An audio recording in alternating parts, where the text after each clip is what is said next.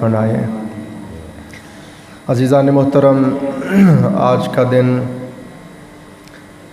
27 رجب شریف کا دن ہے اور پیچھے جو رات گزری وہ شب معراج النبی صلی اللہ علیہ وآلہ وسلم کی رات تھی۔ آج ہم جمعۃ المبارک کی اس نشست میں حضور نبی رحمت،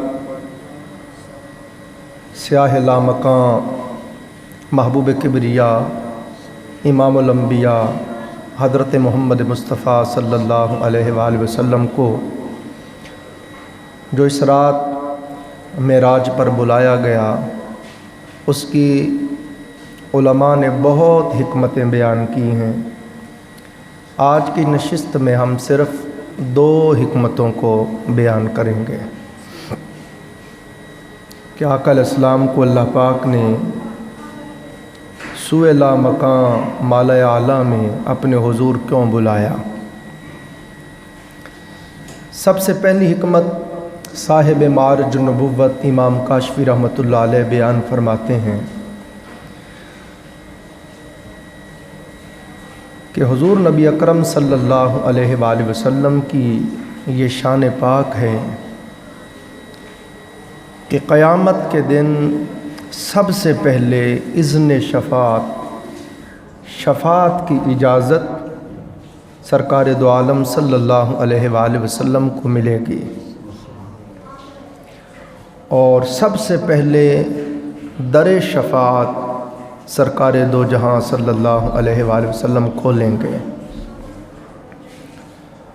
عزیزان محترم، آقا علیہ السلام کو اللہ پاک نے مالا اعلیٰ میں اس لیے بلایا کہ قیامت کا دن بڑا ہولناک دن ہوگا، بڑا شدید اور بڑا سخت دن ہوگا۔ آقا علیہ السلام نے فرمایا کہ اس دن، قیامت کا جو دن ہے وہ دنیا کے 50,000 سال کے برابر ہوگا۔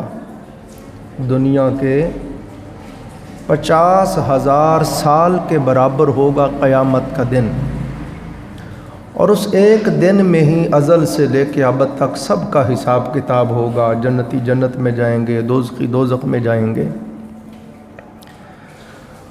اور جناب نے فرمایا کہ اس کی ہولناکی کا یہ حال ہے کہ سورج بالکل سر پر آ جائے گا، سوا نیزے پہ۔ اب 9 کروڑ 30 لاکھ میل کے فاصلے پر ہے سورج، اور اس کی پشت ہماری طرف ہے۔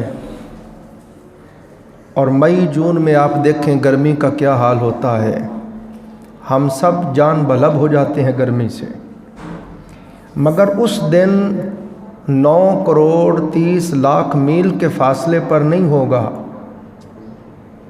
بالکل سر پہ آ جائے گا، اور اس کی پشت ہماری طرف نہیں ہوگی، اس کا چہرہ ہماری طرف ہوگا۔ اور آقا علیہ السلام نے فرمایا پھر زمین اتنی تنگ ہوگی، میدان حشر کی زمین بالکل اللہ تعالیٰ چاندی کی طرح سفید زمین بچھا دے گا، اس کے اوپر ازل سے لے کے ابد تک تمام انبیاء علیہ السلام کو اور ان کی امم کو اللہ پاک جمع کر دے گا۔ اربوں خربوں انسان ہوں گے، اور بالکل ہموار زمین ہوگی، یہ نہیں کوئی گڑھا ہو، کوئی گہری جگہ ہو وہاں کوئی چھپ جائے، نہ، بالکل برابر جگہ ہوگی۔ اور جناب نے فرمایا اتنی تنگ جگہ ہوگی کہ اگر اوپر سے کوئی سوئی بھی پھینکیں تو وہ بھی کسی کے اوپر گرے گی، سوئی کے رکھنے کی بھی جگہ نہیں ہوگی۔ اب آپ سب سمجھتے ہیں جب گرمی ہو اور ایک جگہ پہ چند بندے اکٹھے ہو جائیں تو حبس ہو جاتی ہے، پھر پسینے سے تعفن پھیل جاتا ہے، بدبو آتی ہے، پھر حبس ہو جاتا ہے، اور پسینے سے بندہ شرابور ہو جاتا ہے، اور آپ سمجھتے ہیں کہ سانس لینے میں بھی تنگی ہونے لگتی ہے۔ اب اربوں خربوں انسان ہوں گے، اور جگہ اتنی تنگ ہوگی کہ سوئی رکھنے کی جگہ نہیں، بندے کے ساتھ بندہ چپکا ہوا ہے اور سورج بالکل سر کے اوپر ہے۔ اور آقا علیہ السلام نے فرمایا کہ لوگ پسینے کے ساتھ لوگوں کا یہ حال ہوگا کہ جس کے کم گناہ تھے کوئی اپنے ٹخنوں تک پسینے میں ڈوبا ہوا ہوگا، کوئی پنڈلیوں تک، کوئی گھٹنوں تک، کوئی رانوں تک، کوئی ناف تک، کوئی چھاتی تک، کوئی کندھوں تک۔ اور آقا علیہ السلام نے فرمایا کئی بد نصیب تو اس کے اندر غوطے کھا رہے ہوں گے، اپنے اپنے گناہوں کے حساب سے لوگ پسینوں کے اندر مستغرق ہوں گے، پسینوں میں ڈوبے ہوئے ہوں گے۔ اب اس طرح کی صورتحال ہوگی۔ اور پھر آقا علیہ السلام نے فرمایا، حضرت علامہ ابن کثیر تفسیر ابن کثیر میں اپنی سند سے حدیث لائے ہیں، فرماتے ہیں 50,000 سال کا دن ہوگا۔ اب اس سختی کے عالم میں فرماتے ہیں کہ 25,000 سال تو حساب کتاب ہی شروع نہیں ہوگا، 25,000 سال تو حساب شروع ہی نہیں ہوگا۔ اور عزیزان محترم، پھر علامہ ابن کثیر فرماتے ہیں اللہ تعالیٰ مشرق کی جانب سے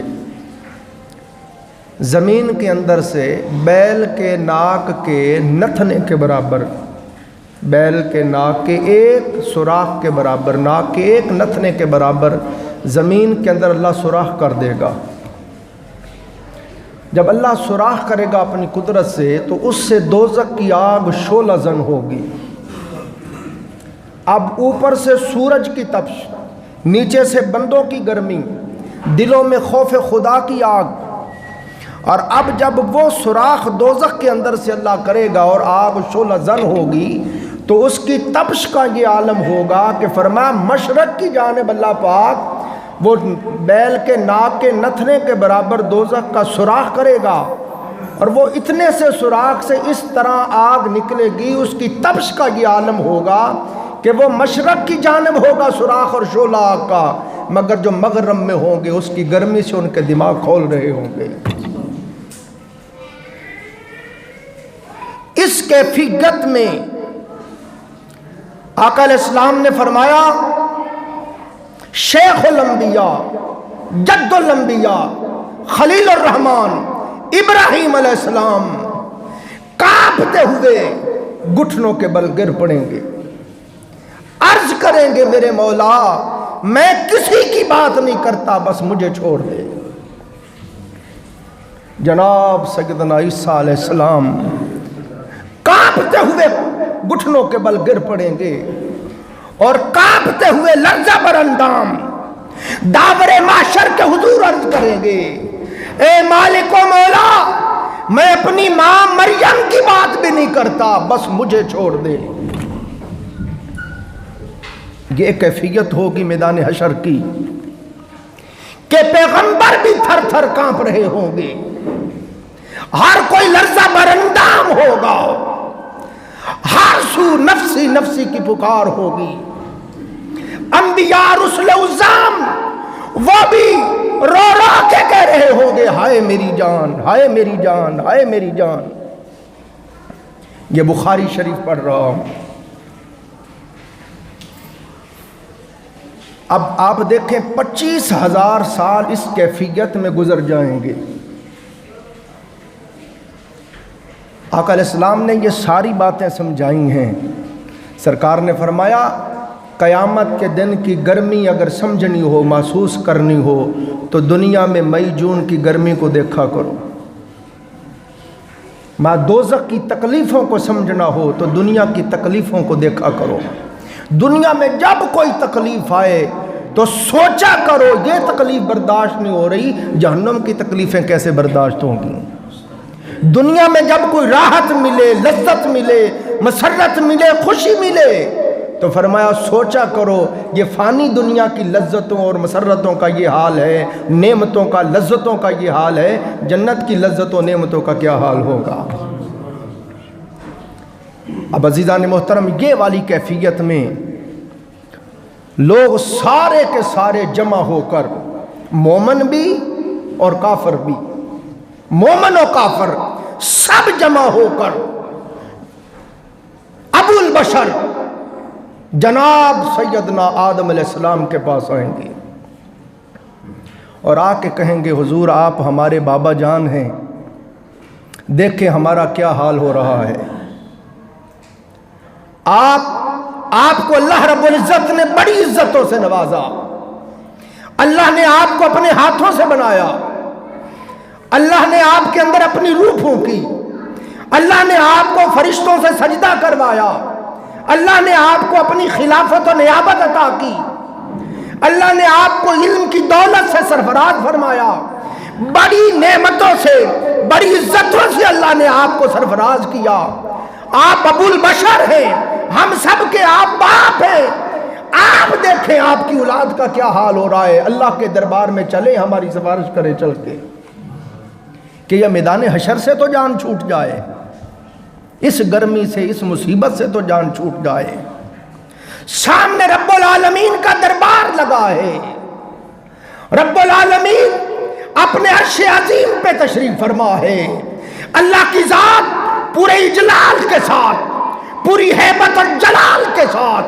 اللہ پاک اپنے عرش پر متمکن ہے، دلوں کے اندر خوف کی آگ بھڑک رہی ہے، اوپر سے دوزخ، اوپر سے سورج آگ پر برسا رہا ہے، نیچے سے لوگوں کی گرمی ہے، دلوں میں خوف خدا کی گرمی ہے، اور ہر کسی کے سامنے اس کی زندگی کی فلم چل رہی ہے، میں نے یہ کیا یہ کیا یہ کیا، اور اب حساب کتاب کی گھڑی آ گئی ہے، اب داور محشر کے حضور حساب کے لیے مجھے پیش کیا جا رہا ہے۔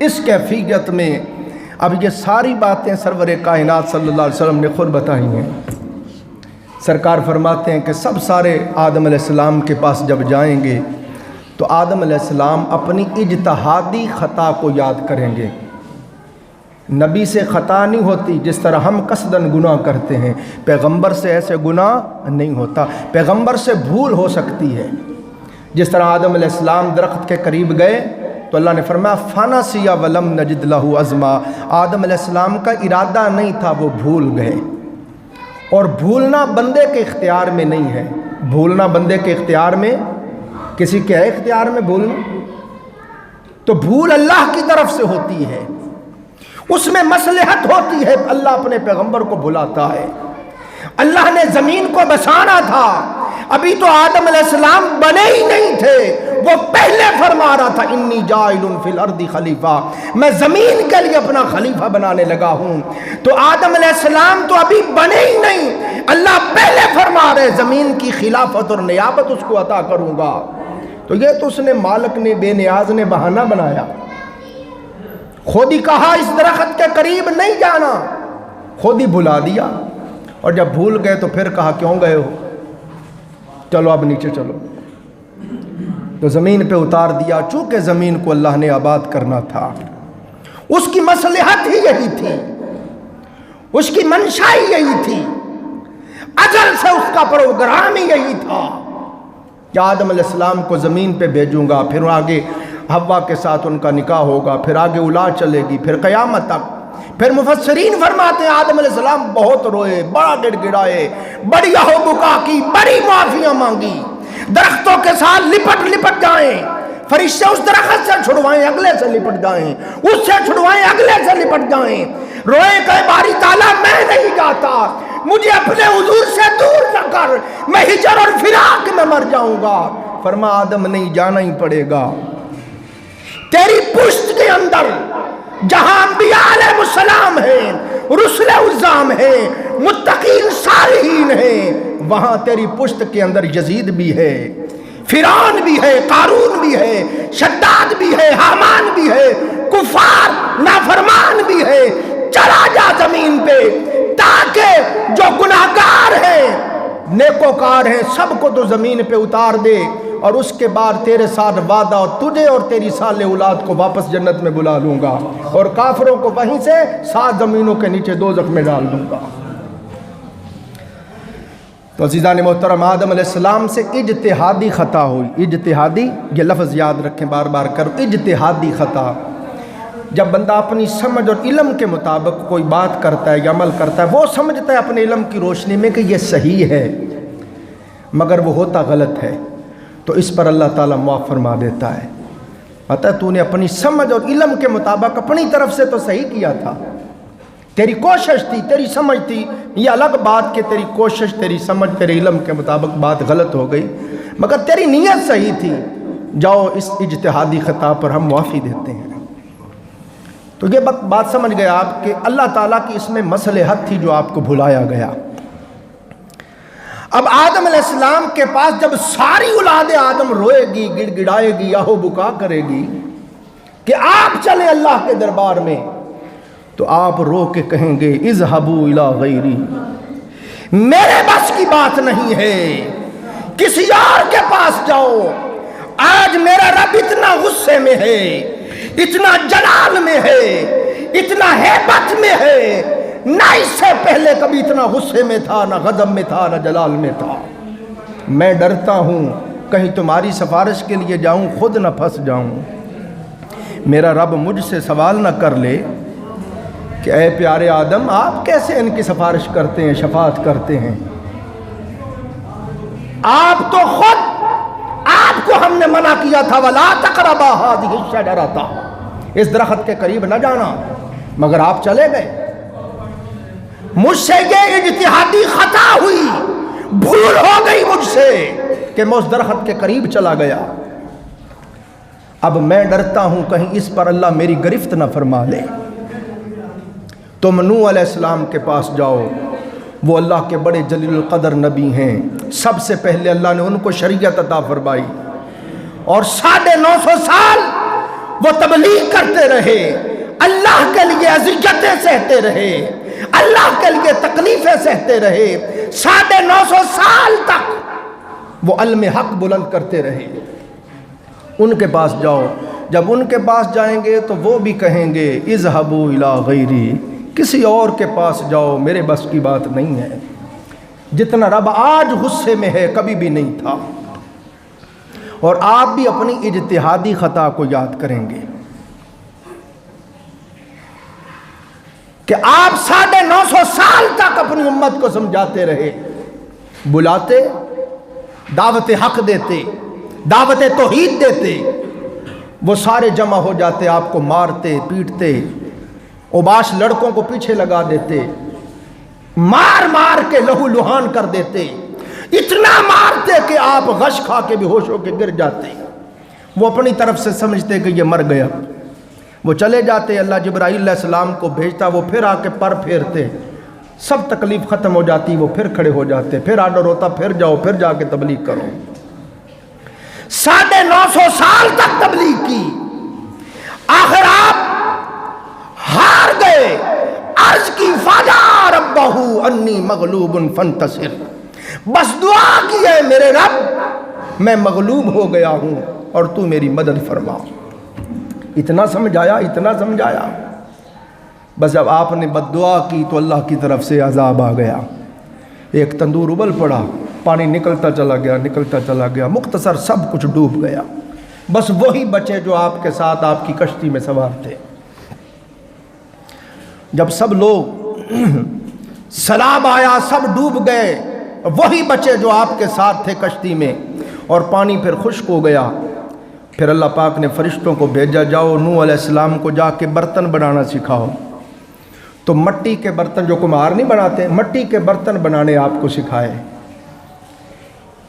آپ بناتے رہے، بناتے رہے، اور بنا بنا کے خشک کر کے پھر آگ میں پکاتے رہے. آپ نے ہزاروں لاکھوں برتن بنا دیے. یہ کمہار جو کام کرتے ہیں ذہن میں رکھو، یہ نوح علیہ السلام کی سنت ہے. تو جب لاکھوں برتن بنا دیے، اب اللہ نے فرمایا پیارے نوح ڈنڈا پکڑ دو اور ایک طرف سے شروع ہو جاؤ، سارے توڑ دو. آپ ساتھ توڑتے تھے، اپنے مٹکے بنائے ہوئے، لوٹے بنائے ہوئے، پیالے بنائے ہوئے، ساتھ توڑتے تھے اور ساتھ روتے تھے. اللہ نے فرمایا پیارے نوح کیوں روتے ہو؟ عرض کی میرے مولا میں نے بڑی محنت سے، بڑی ریاضت سے، بڑی مشکل سے یہ بنائے تھے، کہیں سے مٹی لے کے آتا، پھر اس کو باریک کرتا، پھر پانی ڈالتا، پھر اس کو گوندتا، پھر اس سے برتن بناتا، لاٹو پہ چڑھاتا، تھتوے کی مار دے دے کے گول کرتا، بڑی مشکل سے محنت سے بنائے تھے، پھر خشک کیے، پھر آگ میں پکائے، مولا بڑی محنت سے بنائے تھے، اب تو کہہ رہے توڑ دے، اس لیے تکلیف ہوتی ہے توڑتے ہوئے۔ فرمایا نوح یہ اپنے بنائے ہوئے برتن توڑتے ہوئے تکلیف ہوتی ہے، اور ہمارے اتنے بندے بد دعا کروا کے مروا دیے، ان کا نہیں خیال ہے کہ تو نہیں جانتا ہم نے کتنی محنت سے ان کو بنایا تھا۔ تو اس دن نوح علیہ السلام رو کے کہیں گے میں تو خود ڈرتا ہوں اس بد دعا پہ آج میری گرفت نہ ہو جائے۔ اب وقت نہیں نا، بات ہم نے آگے بڑھانی ہے۔ اسی طرح پھر حضرت وہ کہیں گے ابراہیم علیہ السلام کے پاس جاؤ، وہ بڑے جلیل القدر نبی تھے، جد الانبیاء، شیخ الانبیاء ہیں، خلیل الرحمن ہیں، ان کے پاس جاؤ۔ سب مومن و کافر جمع ہو کر ابراہیم علیہ السلام کے پاس آئیں گے، وہ بھی اپنی اجتہادی خطا یاد کریں گے۔ آقا علیہ السلام نے فرمایا ہر نبی جانتا ہے کہ یہ شان میری ہے کہ اس دن سب سے پہلے جس کو اذن شفاعت ملے گا وہ ذات مصطفیٰ ہے۔ سرکار فرماتے ہر کوئی جانتا ہے اس دن جو سب سے پہلے در شفاعت کھلوائے گا وہ میں محمد مصطفیٰ کی ذات ہے صلی اللہ علیہ وسلم۔ مگر سرکار فرماتے ہیں اللہ پاک اس دن نبیوں کو بھلا دے گا، نبیوں کو بھلا دے گا۔ آقا کیوں بھلا دے گا؟ فرمایا اس لیے بھلا دے گا کہ اگر پہلی بار ہی میرے پاس آ جاتے اور میں جا کے شفاعت کر دیتا اور در شفاعت کھل جاتا تو ابراہیم علیہ السلام کی امتی کہتے نہیں جی ہمارے نبی کی بھی بڑی شان تھی، وہ جد الانبیاء تھے، وہ شیخ الانبیاء، وہ خلیل الرحمن تھے، انہوں نے اللہ کی بڑی عبادتیں، بڑی ریاضتیں کی، بڑی سخاوتیں، بڑی قربانیاں کی، اگر وہ بھی دربار مولا میں سفارش کرتے تو اللہ قبول کر لیتا۔ موسیٰ علیہ السلام کی امتی کہتے کہ نہیں جی ہمارے نبی کی بھی بڑی شان ہے، وہ کلیم اللہ تھے، اللہ سے ہم کلام ہوتے تھے، وہ بھی کہتے تو رب مان جاتا۔ آقا علیہ السلام فرماتے اللہ پاک نبیوں کو بھلا دے گا تاکہ ہر کسی کے ذہن سے یہ بھول نکل جائے، ہر کسی پہ یہ بات متحقق ہو جائے کہ یہ شان صرف میں محمد مصطفیٰ کی ہے۔ ہر نبی کے پاس جائیں گے، ہر کہے گا اذهبوا الی غیری، میرے بس کی بات نہیں، کسی اور کے پاس جاؤ۔ اور یہ بھی بات سمجھے بڑی محبت کی ہے، جو دوست جب ہم اللہ کے پیارے برگزیدہ انبیاء علیہ السلام رسل و اعظام کے وسیلہ اور توسل کی بات کرتے ہیں، اولیاء و صالحین کے وسیلہ و توسل کی بات کرتے ہیں، تو وہ سمجھتے ہیں یہ شرک ہو گیا۔ سمجھیں بھئی یہاں تو چلو سمجھ آ گئی آپ کے تو توسل غلط ہے، ہو گیا غلط، ہم غلط ہے، ہو گئے غلط۔ اب تو قیامت کا دن ہے، سامنے رب کا عرش لگا ہوا ہے، اللہ اپنی شان کے مطابق اوپر متمکن ہے، تشریف فرما ہے، اس کے دربار میں، اس کے حضور میں، اس کی موجودگی میں، اس کے سامنے لوگ در بدر پھریں گے، کبھی اس نبی کے پاس، کبھی اس نبی کے پاس، کبھی اس نبی کے پاس، کہ رب کے حضور کوئی وسیلہ پیش کریں، کسی اللہ کے برگزیدہ رسول نبی کو کہیں کہ وہ ہماری سفارش کرے، مولا بڑی ہو گئی بس حساب شروع کر، یہاں سے تو جان چھوٹے۔ تو عزیزان محترم یہاں تو رب غیب الغیب میں ہے، وہاں تو وہ سامنے ہوگا، اس کی موجودگی میں لوگ کبھی کس نبی کے پاس، کبھی کس نبی کے پاس جائیں گے۔ تو سمجھو یہ بات، اگر اس کے برگزیدہ بندوں کے پاس اس کے حضور سفارش کے لیے جانا شرک ہوتا، غلط ہوتا، تو رب پہلی بار ہی ڈانٹ دیتا، اور جاہلو کہاں جا رہے ہو، میں تمہارا رب تو ادھر بیٹھا ہوں، میرے پاس آؤ، براہ راست میرے حضور متوجہ ہو، میری بارگاہ میں فریاد کرو، میرے حضور آؤ، رو گڑ گڑاؤ، تم نبیوں کے پاس کیا کرنے جا رہے ہو؟ مگر اللہ منع نہیں کرے گا، کیوں؟ وہ کہے گا صحیح تو کر رہے ہو۔ پھر اگر توسل तवस्सुल करना गलत होता तो जब वो हुजूर अलैहि सलाम की बारगाह में जाएंगे तो हुजूर कह देते भाई नहीं नहीं, अंबिया कह देते भी ना ना ये शिरक है, रब नाराज हो जाएगा, क्या कर रहे हो, सीधे अल्लाह की तरफ मुतवज्जो हो। कोई नबी नहीं कहेगा। मुख्तसर चलते चलते हज़रत ईसा अलैहिस्सलाम के पास आएंगे, सब मोमिन व काफिर तमाम मैदान हशर के लोग ईसा अलैहिस्सलाम के पास आएंगे कि आपको अल्लाह ने कवारी मरियम सलामुल्लाह अलैहा के बतन से पैदा किया, आपके अंदर अपनी रूह फूंकी, आपको नबी बनाया, रसूल बनाया, किताब अता की, शरीयत अता की, अल्लाह के बरगुज़ीदा नबी रसूल हैं, आप हमारी सिफारिश करें। तो ईसा अलैहिस्सलाम कहेंगे तुम्हें हो क्या गया है, ये तो शान ही हज़रत मोहम्मद मुस्तफ़ा सल्लल्लाहु अलैहि वसल्लम की है। अब सारे के सारे जमा होकर ताजदारे कायनात की बारगाह में आएंगे। जब सारे मोमिन व काफिर तमाम अंबिया की उम्म सारी की सारी जगह जमा होकर ठोकरें खाते हुए, गिरते उठते हुए, रोते चिल्लाते हुए, दुहाइयां देते हुए बारगाह रिसालत आप सल्लल्लाहु अलैहि वसल्लम में जब आएंगे तो हुजूर फरमाएंगे आना लहा, मैं इस काम के लिए तैयार हूं, आना साहिबुकुम, मैं ही वो तुम्हारा साहिब दोस्त हूं जिसको तुम शफाअत के लिए ढूंढते फिर रहे हो। बुखारी शरीफ पढ़ रहा हूँ, इमाम बुखारी अपनी सनद से लाए, हुज़ूर इस्लाम ने फरमाया, फिर आका इस्लाम की ये शान है, वाह वाह वाह, हुज़ूर इस्लाम ने अपनी उम्मतियों की ढाढ़स बनाते हुए, दिल खुश करते हुए फरमाया, मेरे गुलामों कोई शक नहीं, क़यामत का दिन बड़ा सख्त दिन है, बड़ा हौलनाक दिन है। उस दिन नबी और रसूल भी थर थर कांप रहे होंगे, हासु नफ्सी नफ्सी की पुकार होगी। मगर याद रखो जब वो क़यामत का दिन आएगा, अल्लाह ने मुझे शफीउल मुज़निबीन बनाया है, मुझे शाफ़े माशर बनाया है, उस दिन दरे शफ़ाअत मैं खोलूंगा, उस दिन मेरा सिक्का चलेगा। मेरे मुरी उम्मतियों गम न करो, हर कोई बाद में उठेगा, मैदान हशर में उठ के तुम भी बाद में आओगे, सबसे पहले मैं अपने मिज़ार से उठूंगा। यानी तुम्हारा शफी जो है, तुम्हारा शाफ़े जो है, सबसे पहले अल्लाह उसे उठाएगा कि उम्मतियों को ये तरह आसरा हो कि छुड़वाने वाला महबूब हमसे पहले आया है। मगर आप सब जानते हैं जब कोई बहुत बड़ा जलसा होता है, इश्तिहार छपते हैं, दावतनामे देते हैं, लोगों को इतला करते हैं, फिर जब जलसे का वक्त दिन आता है लोग आने लग जाते हैं, पंडाल भरने लग जाता है, छोटे छोटे नात खान नातें पढ़ते जाते हैं, उधर से पंडाल भरता जाता है, फिर बड़े बड़े नात खान, फिर उलमा आते जाते हैं, हत्ता कि जब जलसा अपने जोबन पे चला जाए तो असली मेहमान को फिर लाते हैं। आका अलैहिस्सलाम अपने गुंबद खजरा से, अपनी तुरबत अनवर से उठ सबसे पहले जाएंगे, मगर रब कहेगा महबूब नहीं, तू इधर बैठ, ये क़यामत का जलसा तेरी शान दिखाने के लिए बनाया है, मेरे महबूब तेरी शान के लायक जलसा जोबन पे डाले फिर तुझे लाएंगे। अब अज़ीज़ान मोहतरम जलसा जोबन पे चला गया, अजल से अब तक सब अंबिया आ गए, उनकी उम्र आ गई।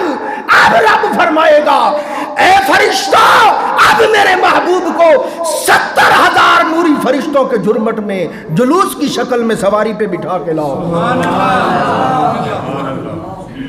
अब आका अलैहिस्सलाम सवारी पे बैठकर नारों की गूंज में हुजूर की सवारी चलेगी, आगे आगे मुनादी निदा करेगा, होशियार खबरदार, शाफ़े महशर तशरीफ ला रहे हैं, आए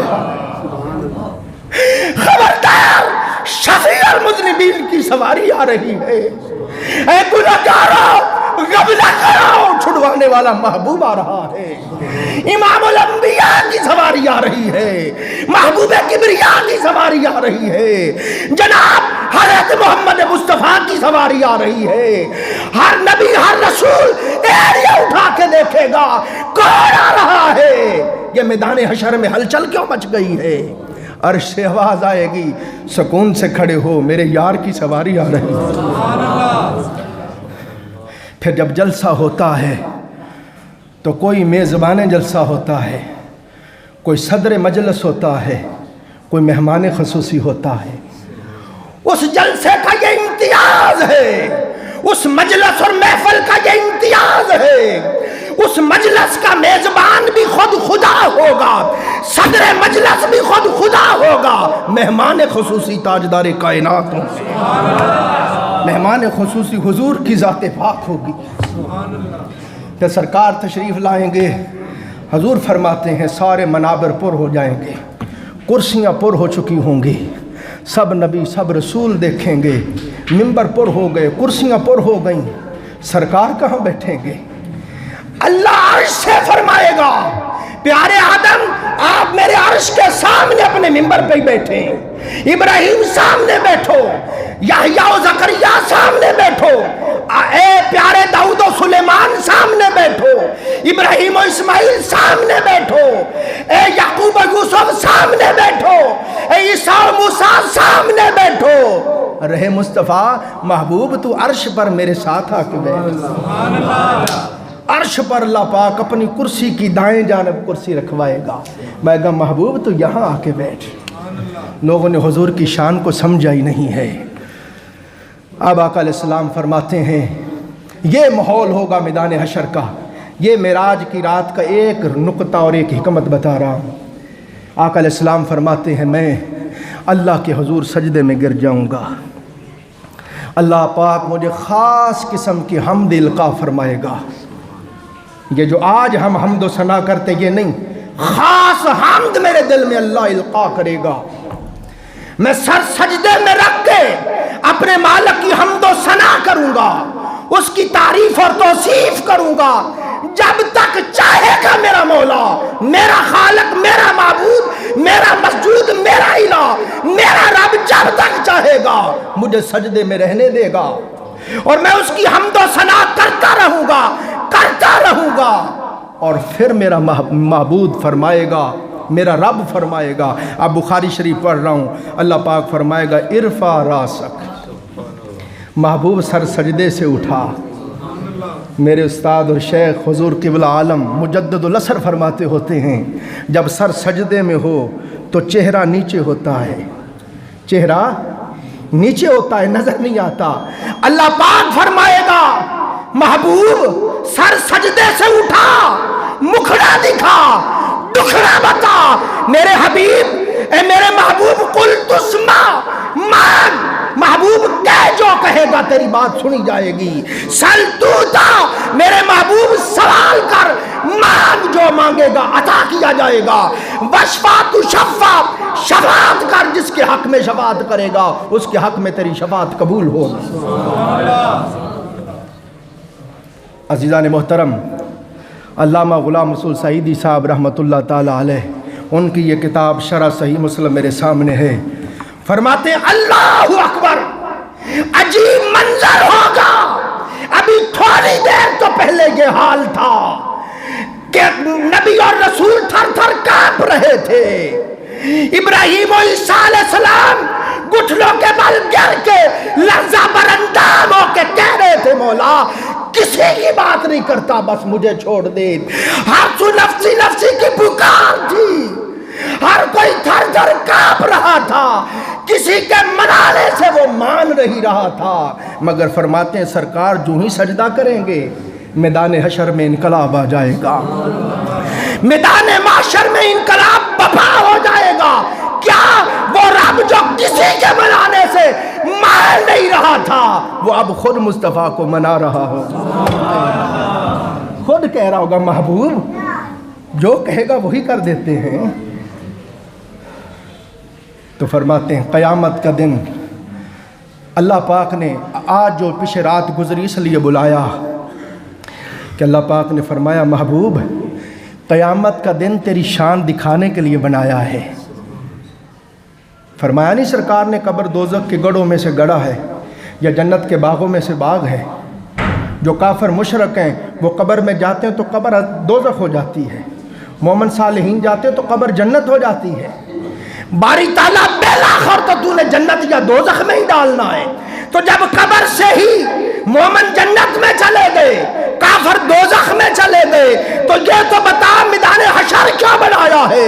اس نے کہا مجھے میری قسم ہے صرف یار کی شان دکھانے کے لیے بنایا ہے, اپنے محبوب کی عظمت دکھانے کے لیے بنایا ہے.